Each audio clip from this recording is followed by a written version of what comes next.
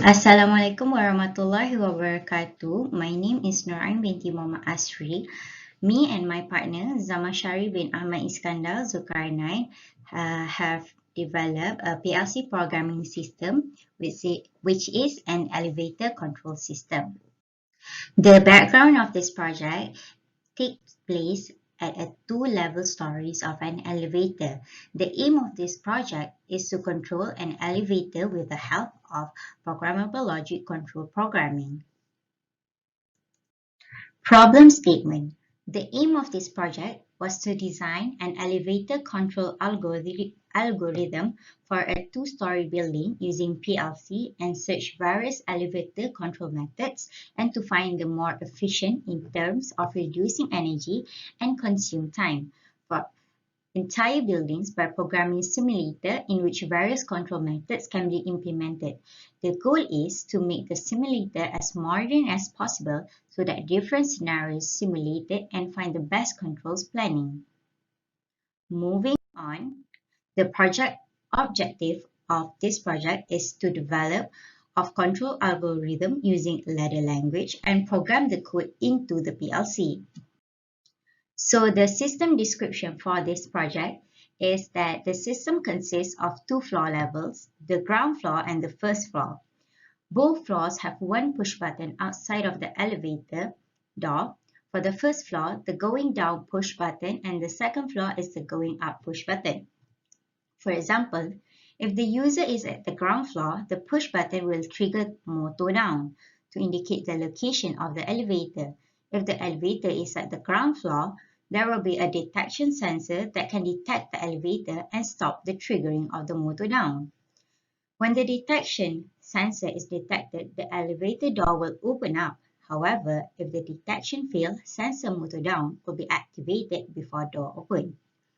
User will then enter and select first floor. When user have selected the floor, the elevator door will close and triggers motor up. Moving on. When the elevator moves, the sensor on the first floor will trigger to indicate that we have arrived at the level. Then, after 5 seconds, the door will open and after 10 seconds, it will close again. This process is similar if the person is from the first floor, except the type of motor change from motor up to motor down. Moving on is the mechanical design of our project. As you can see, they have two levels, the ground floor and also the first floor. Moreover is the input-output list. As you can see, in the input, there is start, stop, push button ground floor, push button first floor, sensor ground floor, sensor first floor, ground floor, and also first floor. Then, at the output list is the down motor, up motor, open door motor, closed door motor, and also storing memories. Moving on to the flowchart of the system will start and then push button gets the status level of the elevator. Then sensor will detect if the elevator is present at the place the push button is pushed. So if there is an elevator at that level, the door will open. If not, motor will goes up or down based on the level of the detection of the elevator. Then user will go in the elevator, select the level. Where the level selected is selected, the motor will move based on the level that have been selected. Then floor level will be detected. If the elevator is at the ground floor, motor up will be triggered, and sensor at the first floor will detect if the elevator have reached the first floor. And then after 5 seconds, the sensor detect elevator, the door will open for about 5 seconds and then the door will close back and remains at its initial pose.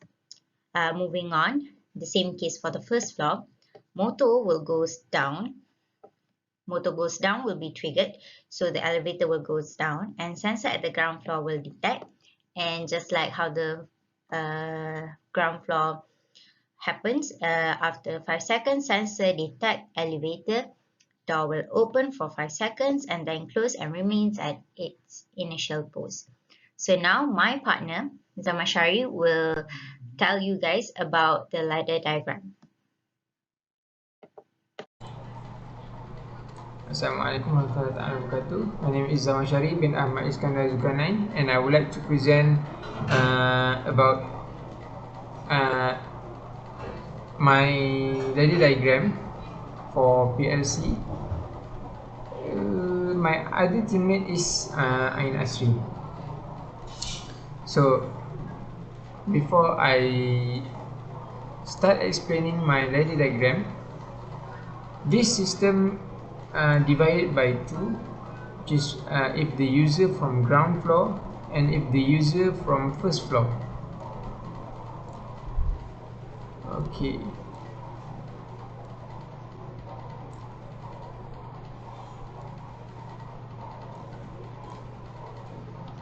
Okay. Mind if I explaining in bahasa Melayu? This can make me explain faster. Okay, mula kita akan start. Sistem akan start dengan start and akan mesti ada stop button. I1. Okay, bila user datang ni dari ground floor, so dia akan tekan push button untuk nak naik atas. So dia akan tekan I3.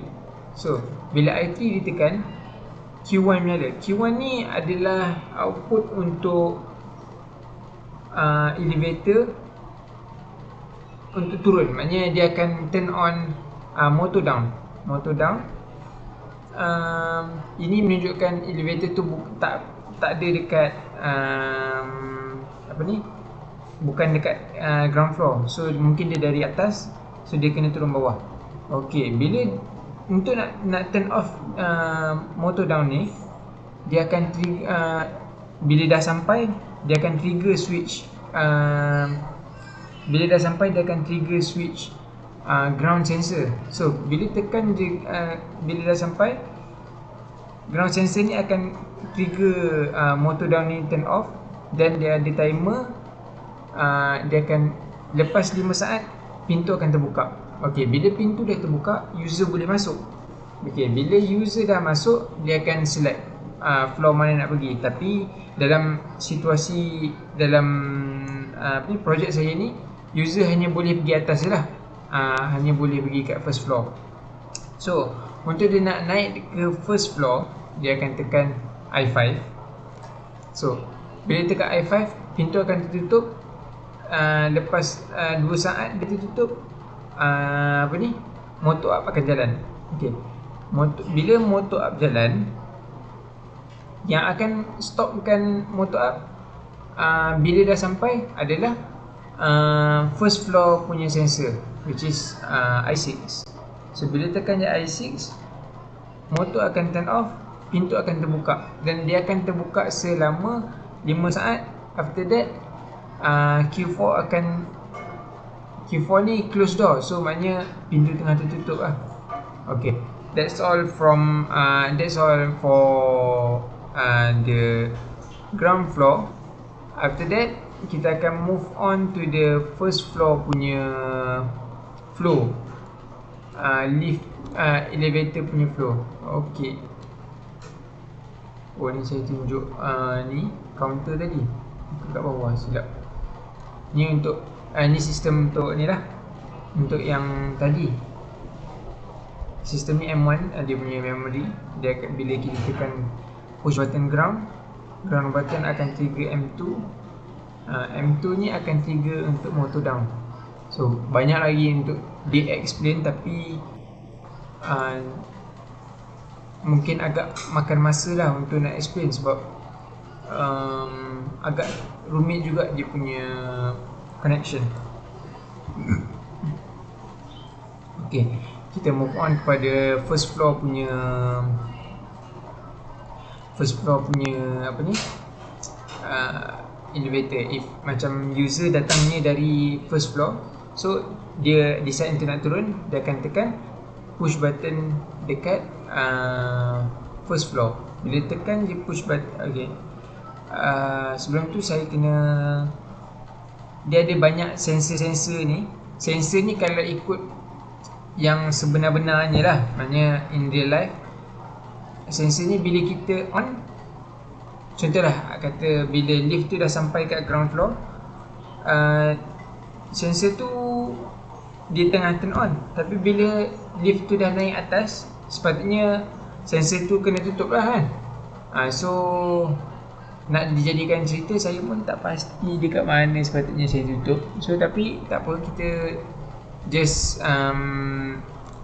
reset dia balik. Silap. Okay, so kita move on kepada second floor. Okay, second pula, untuk first floor. Okay, first floor pun ni memang kena menyala lah. So first floor, user akan tekan dekat button I7. So dia akan trigger motor up. Bila motor up ni maknanya elevator dari bawah dia akan naik atas. Dia untuk nak motor tu nak stop, dia akan tekan pula sensor dekat first floor tu akan trigger. Bila dia trigger, yang trigger tu akan stopkan motor up. Sekali dia akan serentak, dia akan trigger timer untuk buka pintu jalan. Okey, bila okey, ni motor up. So kita nak stopkan motor up ni, sensor dekat first floor kena trigger. Okey, ni sensor first floor. So okay, motor dah stop. Lepas tu dia akan ambil masa 5 saat, baru pintu akan terbuka. Okey, lepas pintu terbuka, okey, user masuk. Okey, bila user masuk, user kena select lah ke mana dia nak pergi kan. So tapi dalam situation ni, hanya dia boleh pergi ke ground floor je sebab dia daripada first floor. Kita tekan. So pintu akan tertutup dalam masa 2 saat, motor akan turun. Dalam masa lepas pintu tertutup 2 saat, baru motor akan jalan turun bawah. So bila turun bawah, motor down akan jalan. Untuk stopkan motor down ni, bila dia sampai je dekat ground floor, dia akan hit sensor ground floor akan detect. So sensor ground floor tu akan turn off motor down. Dan dalam masa yang sama, dia akan terus buka pintu pintu elevator. Dalam masa 5 saat, elevator akan tertutup. Okay, itu sahaja. Okay, and saya nak tunjuk juga counter. Counter dekat sini. Okay, saya akan restart balik. Okay, contohlah andai kata user tu datangnya dari ground floor. Bila kita tekan push, bila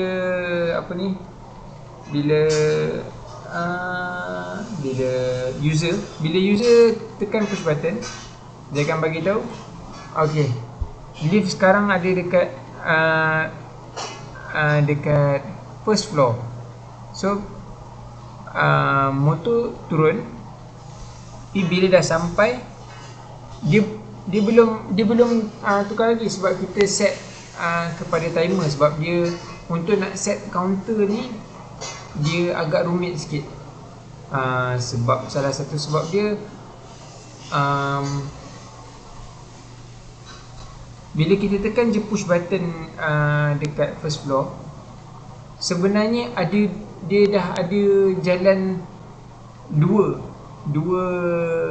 dia dah trigger 2 kali. Satu, dia dah trigger untuk tukar direction,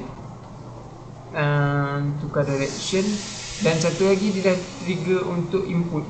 So agak rumit sikit lah untuk nak buat benda ni. So terpaksa kita orang gantikan yang boleh buka, yang boleh tukar level kepada 0 ni, timer door open. Okay, lepas tu okay, bila dah sampai, pintu terbuka. Okay, pintu terbuka, user select floor, kita pergi tekan first floor. Bila tekan first floor, okay, Q2 jalan. Okay, bila dah sampai dekat first floor, I6 akan trigger. Dia akan naik ke tingkat 1 dekat dia punya counter ni. Itu explanation untuk counter. Counter ni agak rumit. Nak buat dia tu memang pening lah, sebab dia pusing-pusing sensor ni. Try tak boleh.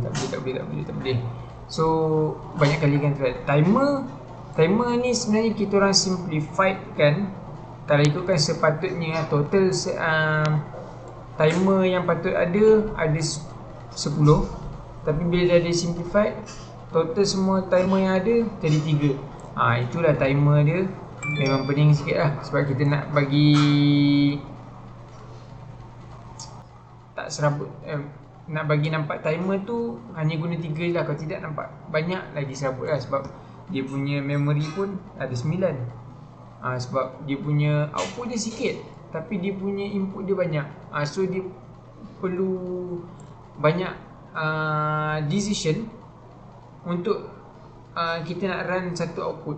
So dia kena banyak condition. Maknanya bila sensor ni dah on, sensor ni, lepas sensor ni dia akan off sensor ni, barulah dia akan run. Okay, baru motor boleh jalan. Okay, itu je lah explanation dari saya untuk dari diagram ni. That's all for me. Thank you.